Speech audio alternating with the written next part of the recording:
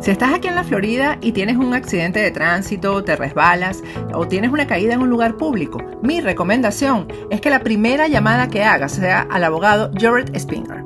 Él va a tomar por ti las decisiones legales necesarias y además te va a asesorar en cuanto a los gastos médicos. Jared tiene 17 años de experiencia como abogado de accidentes en la Florida y personalmente sufrió un accidente de tránsito que casi le cuesta la vida. Nadie como Jared para conocer el viacrucis que puede derivarse de un accidente. La ley te protege en caso de un accidente, no importa tu estatus migratorio. Jared Spinger defiende tu derecho a ser recompensado de manera justa. Y si Jared no gana tu caso, no pagarás nada. Así que no lo dudes. Llama al abogado Jared Spinger. No tienes nada que perder y mucho que ganar. Llámalo ahora mismo al 1-833-LESIONADO. Te van a atender las 24 horas del día en inglés y en español. Llama a Jared incluso antes de comunicarte con tu compañía de seguro. Yo sé por qué te lo digo. Los problemas que se ignoran con el tiempo empeoran. Si te acosan las deudas, estás haciendo pagos mínimos o dejaste de pagar, ingresa a latincredits.com. Reparamos tu crédito, aumentamos tu credit score y te conseguimos préstamos para lo que quieras. Y por solo $4.99 revisamos tu crédito y te damos un análisis gratis. Latin Credits te ayuda. Habla con nosotros. Haz una cita online en latincredits.com. El lado humano del credit score. latincredits.com. Y este lunes en Happy Week por Factores de Poder vamos a tener a una bellísima mujer, actriz venezolana, animadora, comediante, madre, amiga personal, pero sobre todo muy sexy. Este lunes Maribel Zambrano en Happy Week por Factores de Poder. Nos vemos.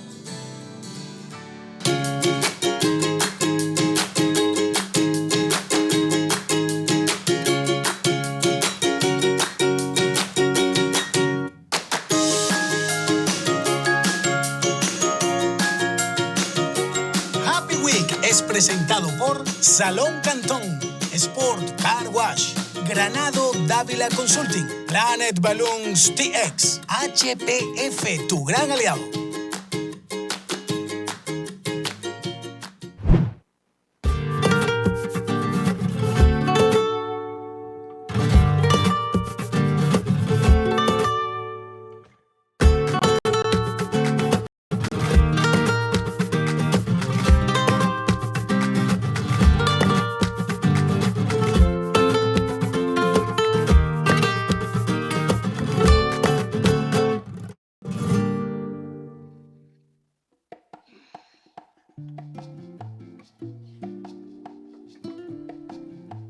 Buenos días, amigos y amigas de Café de Economía. Supongo que ya tendréis ajustados los relojes y hoy, aunque hemos dormido una horita más, pues son las 9 de la mañana y vamos a comenzar el programa en este día de 25 horas, porque una vez al año tenemos 25 horas y hoy nos ha tocado este 31 de octubre, que además es el Día del Ahorro Universal, pero eso del ahorro es otra cosa. Hoy en Café de Economía vamos a hablar, pues si estas últimas semanas hemos hablado de los presupuestos, hoy vamos a hablarlo desde otro aspecto, y es desde las comparecencias que se han producido esta semana tanto en el Congreso como en el Senado, de importantes personalidades como el gobernador del Banco de España, la presidenta del IAEF, y al fin y a la postre pues vamos a analizar qué es lo que han dicho, qué es lo que dicen y cuál es la situación real de esos presupuestos generales del Estado, que por cierto parece que traen novedades, porque en el momento de grabar este programa lo que sí hemos conocido es que uno de los grupos que son socios del gobierno de alguna otra manera pues ya empieza a mostrar reticencias. Estoy hablando de Junts per Sí, el grupo de diputados catalanes, que parece que ha presentado una enmienda a la totalidad a los presupuestos generales de Sánchez. Hoy vamos a tener en la tertulia de Café de Economía, como siempre, a Miguel Ángel Paniagua, que es portavoz adjunto de presupuestos también de la Comisión Mixta del Tribunal de Cuentas y también de Economía y Hacienda. ¿Me equivoco, Miguel Ángel? Así es. Perfecto. También vamos a tener a Esther del Río, que es portavoz de Asuntos Sociales en el Senado. y asuntos económicos, perdón, asuntos económicos, es verdad. Y también vamos a tener ya de manera habitual, en esta semana sí puede, a Jordi Benítez, que es el responsable de Economía en el debate, con el que analizaremos desde el punto de vista del periodismo, pues cuál es su opinión y la evolución que considera que va a llevar estas cuentas, que van a ser importantes para 2022. Buenos días a todos. Buenos días. Buenos días, muchas gracias. Miguel Ángel, estos presupuestos generales del Estado, de los que ya hemos hablado a lo largo de las 3 últimas semanas, han tenido como broche importante a lo largo de esta semana que ya ha terminado la comparecencia de personalidades importantes como el gobernador del Banco de España, como la presidenta de IAEF, y por otro lado también se ha conocido que 7 instituciones importantes, dígase BBVA y otras entidades, así como asociaciones de cajas de ahorros y demás, pues han puesto en jaque el presupuesto. Tú has sido un protagonista muy activo en estas comparecencias, porque has debatido con ellos y has presentado las propuestas del Partido Popular. ¿Qué resumen nos puedes hacer de las comparecencias que han tenido lugar en relación a los presupuestos generales del Estado en el Congreso esta semana? Bueno, la parte de los altos cargos del gobierno, pues lógicamente lo que han hecho es apoyar, como no podía ser de otra manera, los presupuestos y defenderlos como han podido, pero las 2 agencias independientes que han comparecido, que es el Banco de España a través de su gobernador y la Autoridad Independiente de Responsabilidad Fiscal a través de su presidenta, pues las 2, hablabas de Junts per Cat, que han hecho una enmienda a la totalidad, pero tanto el Banco de España como la AIREF han hecho 2 enmiendas a la totalidad también a estos presupuestos en sus comparecencias, porque no son creíbles los presupuestos que nos han presentado. El cuadro macroeconómico es imposible de poderlo cumplir, con lo cual, como es la base de todo el cálculo de los presupuestos, básicamente sobre todo de ingresos, deuda y déficit, pues será imposible cumplirlo. Tampoco tenemos claro que se pueda cumplir la parte de gasto que tiene que ver con los fondos de recuperación, porque este año ya habían presupuestado 27.000 millones y ahora mismo debemos estar alrededor del 5% de ejecución de esos fondos, con lo cual tampoco nos creemos que vayan a ser capaces de ejecutar esos 27.000 millones. O sea que todo un absoluto fraude. En el tema del crecimiento es que es terrible, porque este año habían presupuestado, los del 2021, un 9,7% de crecimiento, y los últimos datos, el panel de Funcas que se ha publicado esta mañana, hablaba ya de un 5,1 solo, no ya del 5,5 como nos dijo la presidenta de AIREF o el 5,6 que decía el gobernador, sino el 5,1. Es decir, que ni siquiera este año van a llegar prácticamente a la mitad de las previsiones que tenían de crecimiento. Eso es terrible, porque todos los cálculos se hacen en base a estos datos macroeconómicos, y si no se cumplen, pues todo el presupuesto está absolutamente descabalado. Y en relación al Senado, Esther, ¿cuáles han sido un poco aquellas comparecencias que destacarías tú en relación a los presupuestos generales del Estado? No, en el Senado todavía no se han producido. El calendario del Senado pues se inicia, digamos, una vez que ha terminado el procedimiento en el Congreso, con lo cual yo creo que será probablemente en las primeras semanas de diciembre cuando se realicen las comparecencias. Hasta donde yo sé no tenemos todavía disponible el calendario, pero lógicamente seguimos muy de cerca las comparecencias que se producen en el Congreso, porque no va a cambiar mucho más los datos disponibles. Quizás haya alguna previsión más actualizada, ¿no?, de los datos del cuarto trimestre cuando lleguen al Senado, pero básicamente los datos no van a variar mucho. Yo creo que Miguel Ángel ha hecho un resumen estupendo de lo que son los problemas reales de estos presupuestos. Lo hemos dicho siempre, y yo creo que el propio gobierno es muy consciente de ello, de la irrealidad del cuadro macroeconómico, y yo creo que cualquiera de las 2 autoridades pues han hecho mucho hincapié En primer lugar, en lo que supuso esa revisión que les hizo el Instituto Nacional de Estadística. Pensar que el dato en sí era importante porque se había hecho una previsión inicial de que para el primer trimestre del 2021 íbamos a crecer un 2,8 y quedamos en un 1,1. Simplemente con que ya arrastres ese dato a lo largo del año con nuevos factores negativos que se han ido produciendo, pues como la subida de la inflación, la crisis energética, los cuellos de botella y demás, ¿no?, en la producción industrial, que cada vez se empiezan a notar más y que generan una incertidumbre enorme, pues significa que incluso esta caída del 2,8 al 1,1 puede verse magnificada al final del año. Porque el propio Banco de España, ya terminó, él mismo dice, nosotros somos relativamente optimistas en nuestras previsiones, no nos hemos puesto en el peor escenario.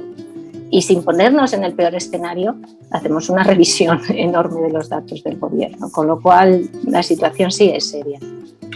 Y Jordi, tú como periodista que se ha tenido que pegar unas palizas tremendas de mañana y tarde oyendo a los políticos hablar de presupuestos, ¿qué valoración harías de las comparecencias que ha habido a lo largo de la semana?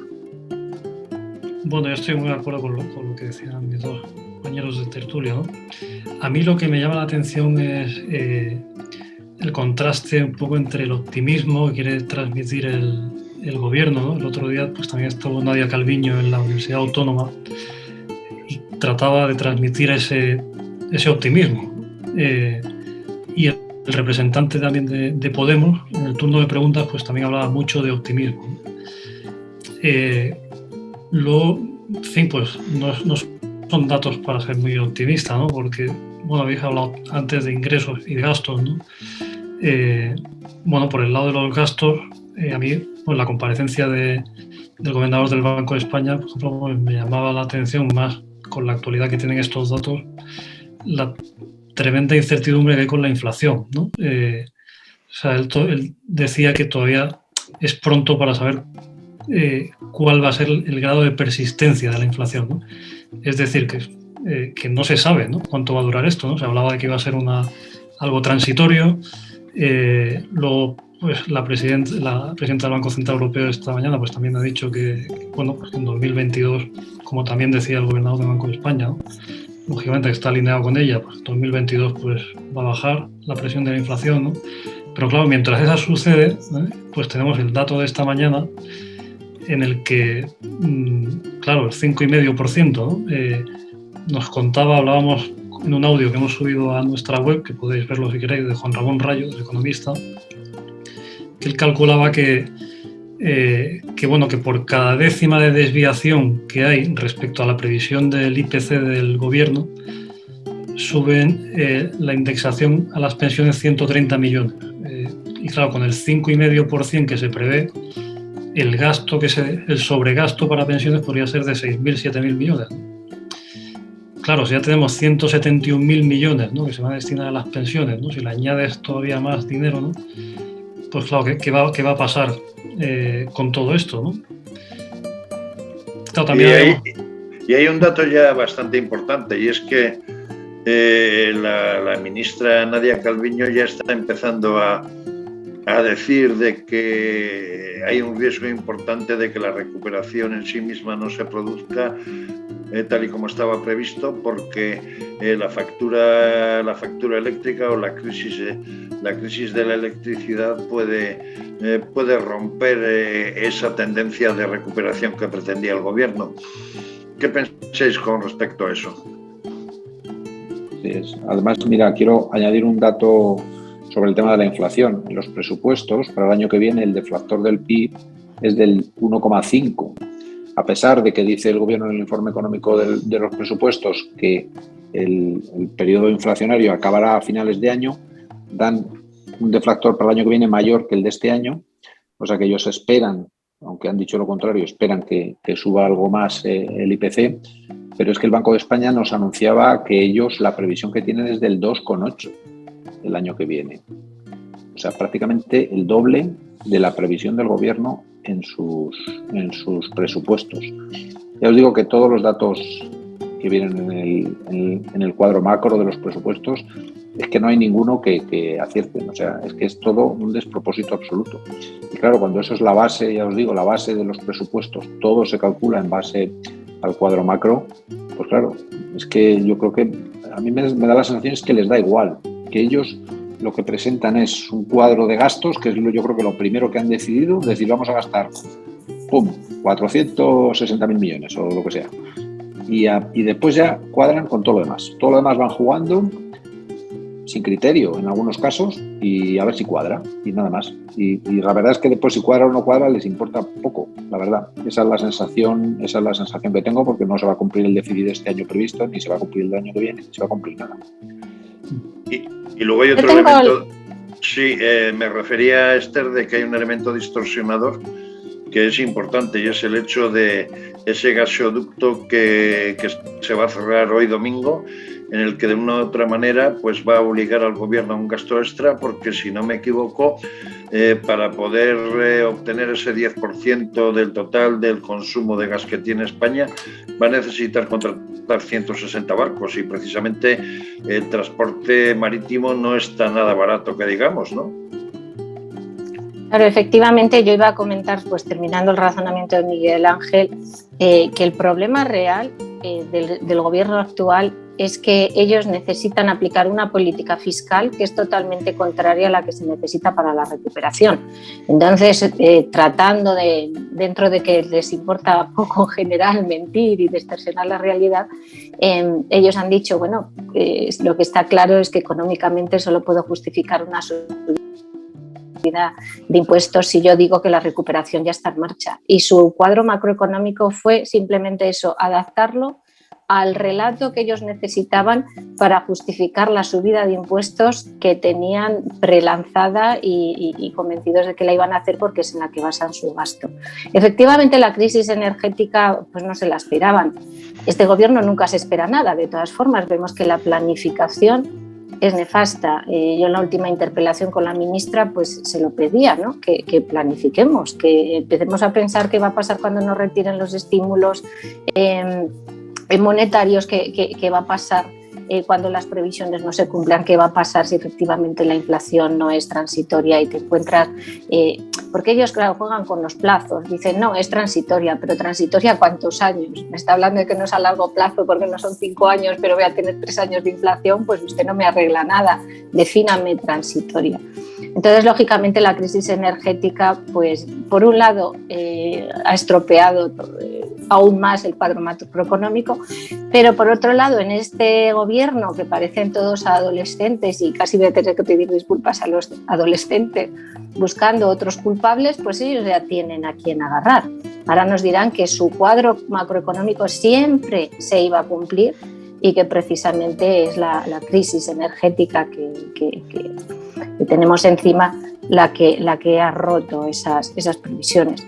Pero lógicamente el tema del gas es un tema geopolítico muy difícil. Yo no me atrevo, tengo mi opinión, pero debo confesar que prefiero no decirla en voz alta, quizás sea un poco temeraria, pero el juego que se está produciendo entre Marruecos, entre Argelia y por supuesto Rusia, demandando al mismo tiempo contratos a largo plazo en el suministro del gas, yo creo que alguien que sea más experto en la geopolítica energética tiene mucho que opinar aquí. Yo, como digo, prefiero callarme. Jordi, perdona, Eugenio, sí.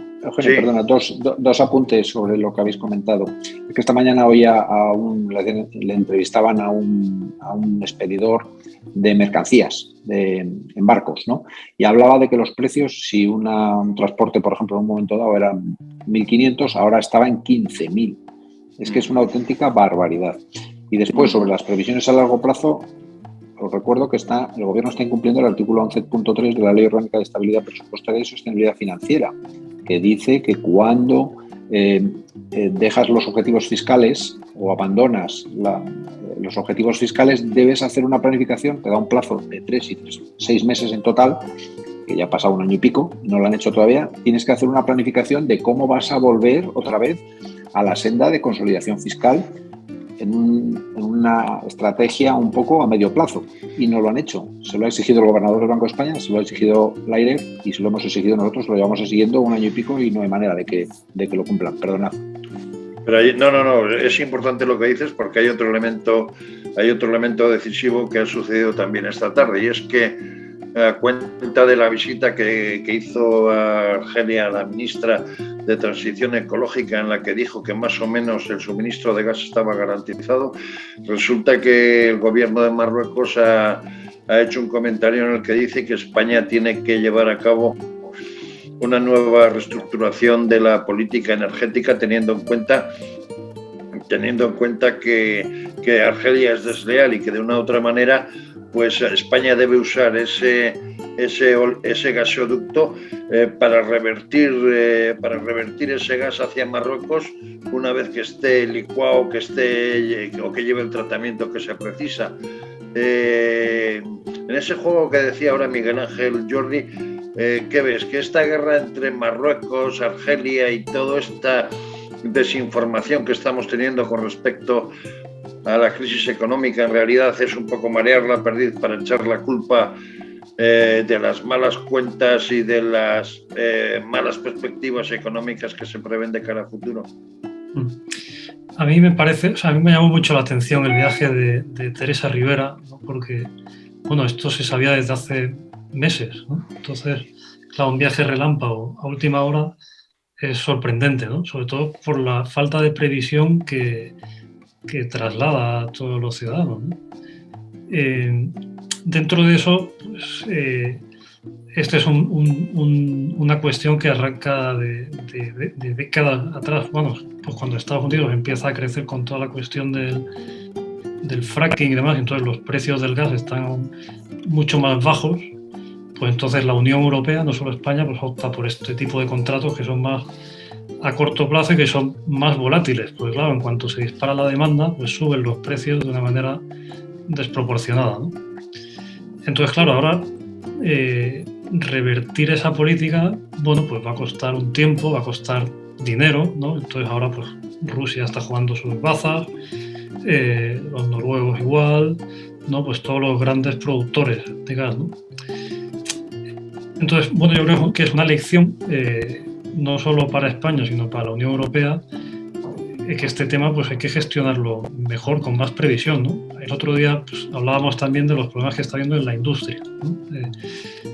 Que bueno, son conocidos, pero bueno, hay industrias que están consumiendo energía todo el día, las 24 horas, 7 días a la semana, que tienen plantas en España que ya se están planteando la deslocalización, ¿no?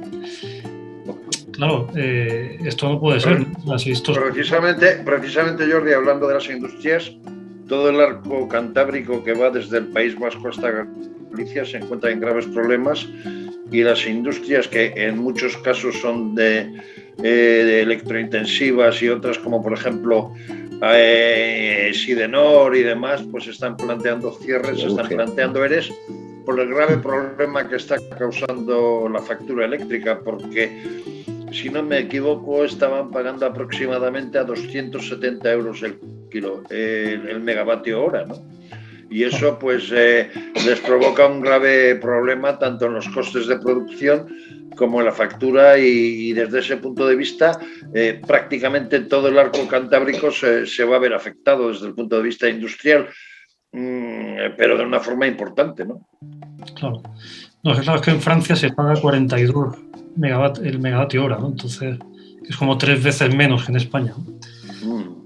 Entonces, claro, es que hay una falta de competitividad con Francia y con Alemania, que claro, llevan muchos años así, ¿no? Desde la patronal de estas empresas, estas industrias electrointensivas, llevan años diciéndolo, y no solo bueno, con el gobierno también, ¿no? O sea, que el gobierno haga su parte, ¿no? En toda la cuestión de los peajes, los impuestos y demás, que eso pues podría hacerlo con rapidez. Y luego pues también con las eléctricas, ellos también les piden más ayuda. Pero claro, también hay un tema de fondo ahí, que es la cuestión de la nuclear, aquí que está tan mal vista en España desde hace tantos años, que es una cuestión que habría que resolver. Porque es que es una desde luego en Europa se va a plantear, pero yo también quería, por continuar un poco en el desarrollo de del tema de lo que ha pasado esta semana, se está produciendo la madre de todas las batallas de manera soterrada entre las dos vicepresidentas, la vicepresidenta primera y la vicepresidenta segunda, Nadia Calviño y la Yolanda y la vicepresidenta perteneciente a Podemos. De alguna manera, pues se ha convocado para el martes una reunión que presidirá el presidente del gobierno, que ya es curioso que tenga que poner de acuerdo a dos vicepresidentas para el tema de la reforma laboral. Miguel Ángel, ¿cómo ves todo este espectáculo? Porque luego viene Papá Europa y a ver qué dice, ¿no? Bueno, es que además esta semana es que es muy curioso todo, porque el gobernador el lunes nos dice en la presentación que nos hizo en la comisión, nos dice que el empleo está yendo muchísimo mejor que el PIB, que el Producto Interior Bruto. Entonces, ¿cómo podemos estar discutiendo de derogar una reforma laboral o derogar la legislación laboral que tenemos ahora mismo, que está funcionando muy bien? Porque ya os digo, hemos llegado a los niveles prepandemia. De hecho, la encuesta de población activa que se ha publicado el jueves demuestra ese hecho, ¿no? Que el empleo va bien y ya estamos a niveles de prepandemia. En cambio, en el PIB estamos más de 8 puntos por debajo de los niveles prepandemia y en cambio en el empleo ya los hemos. Es decir, el empleo, que es lo que está funcionando, la legislación laboral, que es la que está funcionando bien, esta recuperación, es lo único que quieren derogar. Todo lo demás que está funcionando fatal no hacen nada. Y en lo que está funcionando bien están empeñados en derogar, con estas discusiones que tenemos entre Nadia Calviño y Yolanda Díaz, que la verdad es que para mí son entretenidas, la verdad. Yo lo paso bien, conozco a las dos, a Yolanda especialmente la conozco bastante, de la Comisión de Investigación de la Crisis de la anterior legislatura, y yo creo que son todo fuegos de artificio para desviar la atención de otras cosas. Es decir, a mí me da la sensación de que todo esto está bastante planificado y que tiene que ver con otros temas que esconder, el tema de la electricidad, que estaba haciendo muchísimo daño al gobierno, es otra y ahora de humo lo más. Hemos dejado. Sí, yo creo que sí. Yo creo absolutamente que sí. Porque esto de la reforma laboral se está trabajando ya con la CEO y los sindicatos desde hace meses. Es decir, que no es ellos no van a decidir realmente si quieren que haya acuerdo social, que es lo lógico, que no creo que se planteen hacer una reforma laboral sin acuerdo social. Al final eso ya está trabajándose desde hace meses. No lo va a decir ni Calviño ni Yolanda. Es decir, a mí me parece todo esto intentar enmascarar, intentar disimular, intentar que no se habla del tema fundamental de la electricidad, que es terrible los precios a los que estamos llegando y el daño que está haciendo a tantísimas empresas. Es que nos va a hacer un agujero espectacular en nuestra industria. Yo, sin embargo, sí que creo que también lo tenemos que leer en términos electoralistas. Igual que estamos hablando como los socios de gobierno están presentando enmiendas a la totalidad de los presupuestos, yo creo que también el gobierno de coalición lleva ya mucho tiempo, como mínimo desde el verano, haciéndose oposición dentro del propio gobierno. Y lógicamente también al irse Carmen Calvo y modificar la posición de poder entre Nadia Calviño y Yolanda Díaz, pues las fricciones son cada vez mayores. Son famosos, ¿no? Los ojos en blanco que pone Calviño cada vez que habla Yolanda Díaz sentada en el control de gobierno. Yo la verdad que terminé la interpelación hace un par de semanas a Nadia Calviño precisamente preguntándole ¿cuánto cree que estaríamos dispuestos los españoles a quitar, por ejemplo, a Yolanda Díaz o cualquier comunista del gobierno? Pero sobre todo que me dijera cuánto estaba dispuesta a pagar ella misma por quitar ese factor. Pensemos incluso en lo que es el futuro de Nadia Calviño fuera de este gobierno, después de haber convivido con comunistas, volver a la disciplina de Europa. Lógicamente es una situación complicada. Y yo sí creo que el único elemento donde Nadia Calviño no está dispuesta a ceder en sus compromisos también con la COE y con Europa es precisamente la reforma laboral. Entonces sí creo que hay ahí un pequeño caballo de batalla, al margen de que lo puedan utilizar públicamente y que esté más encendido en unos momentos o en otros que quieran hacer ruidos. Pero Europa ha sido muy taxativa, que la reforma laboral se toque lo mínimo imprescindible y siempre dentro del diálogo social.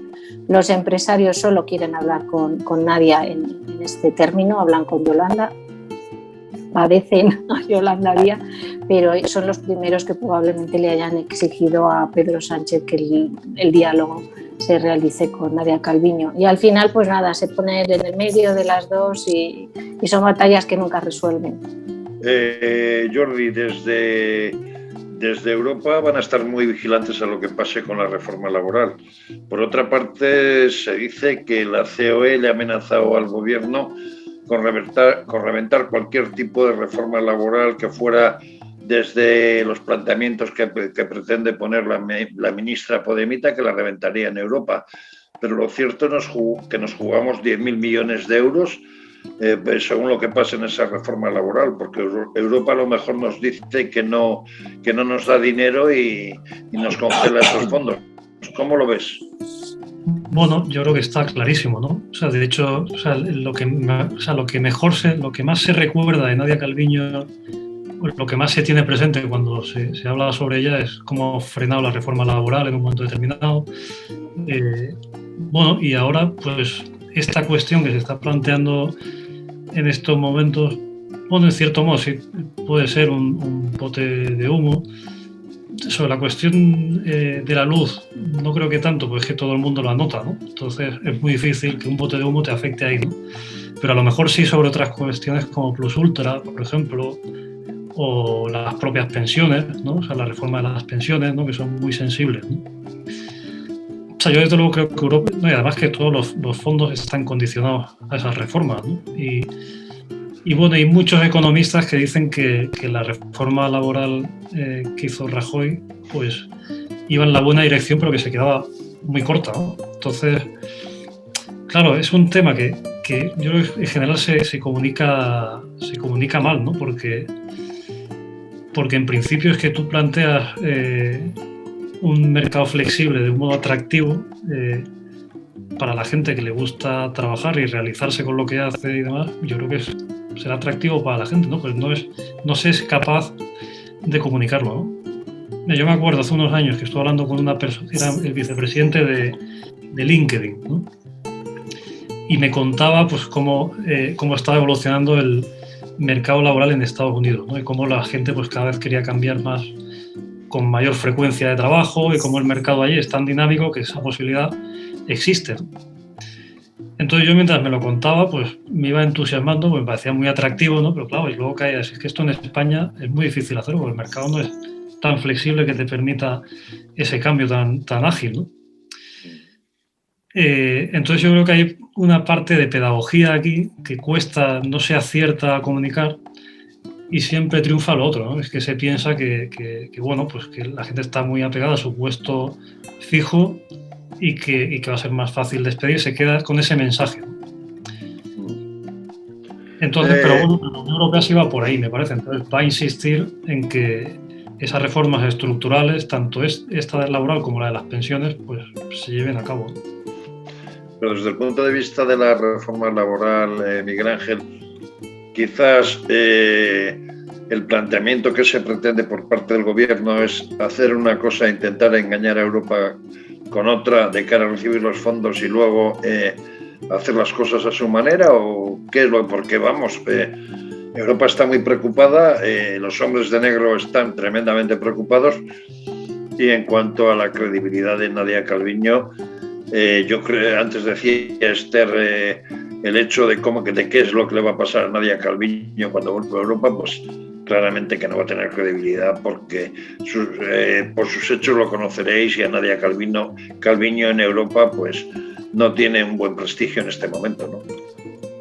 Bueno, ahí yo lo he dicho ya en esta tertulia algún día, porque lo decís algunas veces, yo es que no creo que Europa en ningún momento nos vaya a cortar los fondos por nada que tenga que ver con medidas económicas, reformas y tal. O sea, yo estoy absolutamente seguro.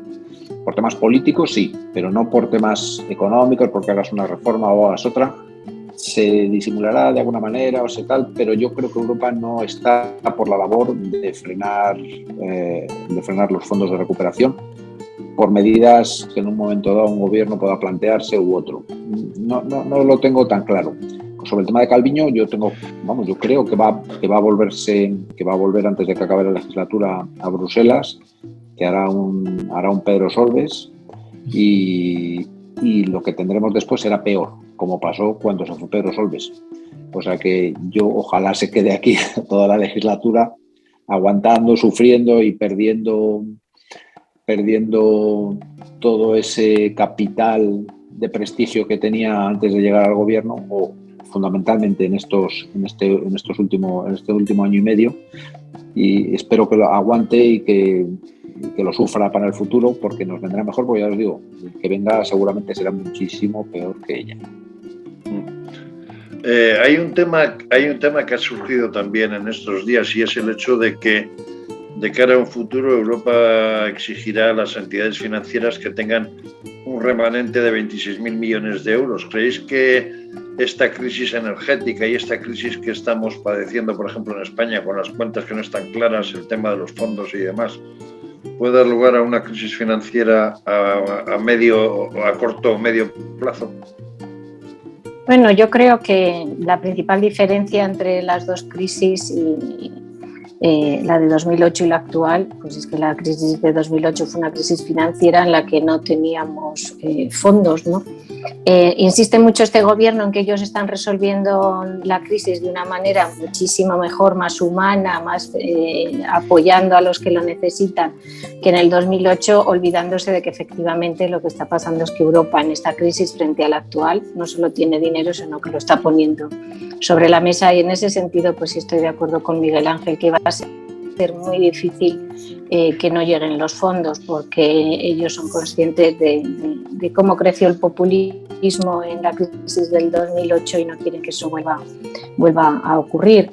Y no nos los van a rechazar incluso cuando saben que el efecto multiplicador que se esperaba de la llegada de los fondos sobre nuestra economía pues tampoco se está produciendo. Pero lógicamente empezamos a oír ya la palabra tapering, es decir, la retirada de los incentivos monetarios desde el Banco Central, no solo europeo sino en otros países. Estamos en un entorno que incluso en términos de teoría financiera es difícil de calibrar. No se ha ocurrido en muchas circunstancias, hay pocas evidencias y van pues con pies de plomo, ¿no? Pero a medida que vayan a empezar a ver que retiran el dinero, la sensación que tienen es de que primero, lo hemos visto hace ya creo que al mínimo 3 semanas empieza ya a reducirse el crédito a la pyme por parte de los bancos españoles y europeos en general, es decir, ya empezamos con una pequeña restricción de crédito y no va a ser el credit crunch de la otra vez, pero hay miedo y en ese sentido pues la salida fácil que tiene el Banco Central Europeo pues es aumentar los controles de la solvencia bancaria, ¿no? Y ese es el escenario en el que estamos ahora mismo. Tendremos que ir muy despacio, vamos a ver que van avisando que lo retiran, pero no lo retiran, van a ir despacito y con mucho cuidado porque no sabemos bien el escenario en el que estamos. Ojalá lo hagan bien y no nos encontremos con esa crisis financiera, efectivamente, sería ya el desastre de los desastres. Jordi, ¿tú crees que, dada la actual situación, nuestros bancos están bien preparados para afrontar lo que viene? ¿O puede pasar lo que pasó en la anterior crisis, en donde se hablaba que los bancos españoles superaban el test de estrés y luego resulta que hubo bancos que estuvieron en mala situación? No, yo creo que los bancos españoles, están, después de lo que pasó, están muy bien preparados y siempre dan unos índices de solvencia en todos los rankings muy destacados, ¿no? Entonces, ahora bien, ellos también se quejan siempre desde hace años de la excesiva regulación que hay, ¿no? Que es consecuencia de ese miedo que comentabais, ¿no? Que es normal, ¿no? Después de la crisis financiera que hubo. Entonces, bueno, esto es añadir más requisitos, ¿no? Entonces, en principio, pues, no creo que les guste, ¿no? Pero bueno, esta es la filosofía que hay, ¿no? Y bueno, y la banca pues está inmersa en un proceso de concentración que va a seguir. Y bueno, y la regulación pues tiene parte que ver con ese asunto, ¿no? Sí, a mí me gustaría, Eugenio, si puedo, solo una anotación. Sí. También, claro, el problema que tenemos frente a la regulación y las nuevas demandas de regulación bancaria es que al mismo tiempo se está generando todo el fenómeno fintech, que está totalmente fuera de la regulación, ¿no? Entonces la banca sí que antes o después va a poner, como se suele decir, un pie en la pared y va a decir, bueno, aquí qué pasa si nos estamos encontrando con que tenemos chiringuitos financieros que están funcionando sin ningún control en todo el mundo, en toda Europa, que siguen creciendo, que cada vez están captando más fondos y sobre todo pues en un segmento de edad entre los 25 y los 50 años, que además es un segmento de edad con un nivel de ahorro importante y lógicamente ellos también van a decir qué ocurre ahí, que nos regulan a todos o van a empezar a decir que porque ellos tienen que demostrar una solvencia que otros no. Así que sí que va a estar complicado, ¿eh? Yo creo que por eso hay que ser muy cuidadosos. De una u otra manera, el empresariado, las pymes, los autónomos están empezando a arrancar ahora después de casi 20 meses de pandemia en los que prácticamente pues, no han podido trabajar o han tenido importantes restricciones de horarios de trabajo y de actividad. Con todas estas cuentas que está llevando el gobierno de Pedro Sánchez, ¿qué se les puede decir a los autónomos? Porque más de uno está asustado por la cuantía impositiva que el gobierno nos va a plantear. Desde esa perspectiva, tienen miedo no solo a llevar a cabo un arranque de sus actividades, sino tienen un miedo tremendo a que no puedan pagar. Por ejemplo, está sucediendo en sitios como en La Palma o las Islas Canarias y tal, que hay productores que ya no pueden pagar la simple cuota de autónomos, y luego por otra parte también se encuentran con que las ayudas que han pedido al Instituto de Crédito Oficial y otro tipo de entidades pues no les llegan porque les han puesto todas las dificultades del mundo, ¿no? Pero es que aquí es que se esperaba, desde el gobierno nos decían que este año recuperábamos todo el PIB que habíamos perdido el año pasado, ¿no? Es decir, acababa la pandemia y de repente íbamos en un año a consumir el doble de lo de 2 años, ¿no? Lo cual no tiene ningún sentido, pues no vamos a irnos 2 veces de vacaciones, ni vamos a tomarnos el doble de vino, ni vamos a comer el doble. Al revés, no hemos recuperado los niveles de consumo y de utilización de algunos servicios previos a la pandemia. ¿Por qué? Porque hay mucha gente que no está en una buena situación. No solo trabajadores por cuenta ajena, que a lo mejor están en ERTE o han tenido reducciones de jornada, etcétera, etcétera, sino que estamos hablando de los autónomos. Los autónomos están pasándolo fatal. Es que hay un porcentaje altísimo de autónomos que no ha podido todavía recuperar el 60% de la facturación previa a la pandemia. Y mientras, en todo este periodo, les han subido las cotizaciones 2 veces, les han subido los impuestos, están subiendo los precios de las materias primas, están subiendo los precios tanto de la electricidad como de los combustibles, etcétera. Es decir, todos los costes que tienen están subiendo muchísimo, de una forma en algunos casos desproporcionada, y todavía no han conseguido recuperar la facturación que tenían previa a la pandemia. Es decir, su situación es que tienen que estar muy preocupados. Es que no han llegado ayudas. Es que las ayudas, los 7.000 millones que hizo el gobierno, es que todavía no han llegado ni se han repartido, y es que han llegado a muy poquita gente, porque es que las condiciones y los requisitos que se establecieron es que hacía que a muchísimas empresas, a muchísimos autónomos no les pudiera llegar. Entonces, claro, si no les ayudamos y todo lo que hacemos en gestión de nuestra política económica y política industrial no se hace nada para solucionar los problemas que tenemos en estos momentos, pues al final todos van a sufrir, todos están sufriendo y van a sufrir durante bastante tiempo, ¿eh? ¿Creéis, Esther, que de alguna u otra manera vamos a entrar en la campaña importante, que es la campaña de Navidad en breve tiempo? ¿Creéis que se puede producir ese desabastecimiento del que se habla, quizás por la falta y por el costo de los materiales que se necesitan? O sea, se hablaba de que va a haber problemas con juguetes que hay bodegas de vino que no, o sea, que han reducido la calidad de las botellas de cristal en donde meten sus vinos por falta de ver las botellas que usan habitualmente, y otros sectores también. La campaña de Navidad sin duda es un elemento importante para que haya una inyección económica y que la economía se mueva. ¿Creéis que se puede producir un parón en la campaña de Navidad de este año? Claro, hablar siempre es difícil predecir lo que va a pasar, pero sí sabemos lo que ya ha pasado. Lo cierto es que las exportaciones ya han caído un 7% como consecuencia de esos cuellos de botella, ¿no? Y la situación va a mejorar de aquí a enero, febrero, con todo el invierno por delante, con mayores restricciones energéticas y por tanto previsiblemente mayores precios de la energía, mayor coste de transporte, mayores parones en distintas industrias. Pues lógicamente yo no me atrevo a decir la probabilidad de que se produzca un parón total o un apagón, como se está hablando, por ejemplo, esa amenaza que se ha producido en Austria, que incluso desde el ejército han hecho un manual de cómo comportarse ante la situación, y andaban el otro día en redes sociales buscando traductores de alemán para conocer cuál es ese protocolo y irlo pensando. No sé si es un exceso de planificación, pero desde luego por lo menos planifican, ¿no? Cosa que no nos ocurre aquí. Entonces, que los cuellos de botella ya están afectando, como os digo, incluso a las exportaciones, por tanto también bienes que nosotros saquemos o que lleguen a nosotros, pues sí. ¿En qué porcentaje? Ya te digo que es un poco complicado.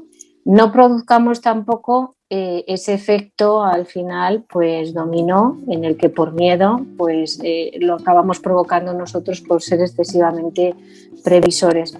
Pero yo creo que adelantar razonablemente las compras este año, es decir, sin tampoco lanzarnos ya con el pánico habitual, pero ya que hablamos de la necesidad de planificar y ser previsores, yo creo que sí es importante. Además hablabais, ¿no?, de que va a ser ya el Día Mundial del Ahorro. El nivel de ahorro de las familias, digamos de un nivel de renta que no se ha visto directamente pues afectado por los ERTEs y demás, pues ha sido relativamente elevado. Sí está bien que tratemos de incentivar el consumo, y en ese sentido pues yo sí que animo a tratar de mantener una generosidad, vamos a decir, y una cierta alegría en el consumo de aquí a las fechas navideñas, siempre teniendo presente lógicamente todos los factores que estamos diciendo de incertidumbre, tanto en términos de subida de tipos de interés, en términos de inflación, en términos de hasta dónde la crisis energética nos va a llegar. Es siempre muy difícil planificar una crisis. Cuando nosotros planificamos las finanzas de una economía familiar, podemos decir, bueno, pues ahorro tanto por si acaso produce esta situación, pero es muy difícil para una familia anticipar cuál debe ser ese nivel de ahorro. Entonces yo creo que no les vamos a trasladar ni pánico ni esa dificultad de tener que decir ¿y hasta dónde va a parar nuestra economía? Pero sí que a animarles a planificar en todos los sentidos. Jordi, casi para finalizar, porque estamos agotando nuestro tiempo de programa, pero con un gobierno que presenta unas cuentas que no son reales, que los presupuestos generales del Estado son vitales para el funcionamiento de una nación y todos los parámetros indican que esas cuentas que presentan no son las adecuadas, ¿qué le podemos decir a la sociedad al respecto? Porque la sociedad se queja, pero viendo que muchos organismos dicen que esos presupuestos no son los adecuados y demás, ¿qué le podemos decir a la sociedad o qué remedio hay para que esto se corrija? Bueno, yo creo que actuar en la medida en que puedan, ¿no? Bueno, la medida más palpable es el voto, pero claro, el voto pues toca cada 4 años, ¿no? Pero bueno, yo creo que cada uno en su sitio de trabajo puede hacer mucho, ¿no? Y luego pues, puede tratar de influir a su alrededor. y luego pues tratar de hablar, de escribir y demás, ¿no? Pero sí que hay que hacer llegar, me parece que bueno, que si tenemos unos responsables públicos de nuestro dinero, pues las cuentas públicas tienen que ser serias, ¿no? Porque están gestionando la familia que somos todos, ¿no? Entonces con el dinero público pues hay que gestionarlo con mucho cuidado, ¿no? Y la previsión de ingresos, si ya se sabe que no, o sea, que ya están tardando, o sea, si ya se sabe que no es esa, pues tanto por la cuestión de previsión del PIB, como por ejemplo también que hablábamos antes de los fondos europeos, ¿no? Pues por la falta de la menor ejecución de los fondos europeos, ¿no? Que eso pues tiene una repercusión en los ingresos, evidentemente, ¿no? Pues claro, pues hay que demandar con más, pues seguramente con más fuerza, que se haga con mayor seriedad, ¿no? La previsión del Estado, ¿no? De las cuentas públicas. Pues Jordi Benítez, Esther del Brío y Miguel Ángel Paniagua, esto ha sido por hoy Café de Economía. Gracias por estar con nosotros una semana más.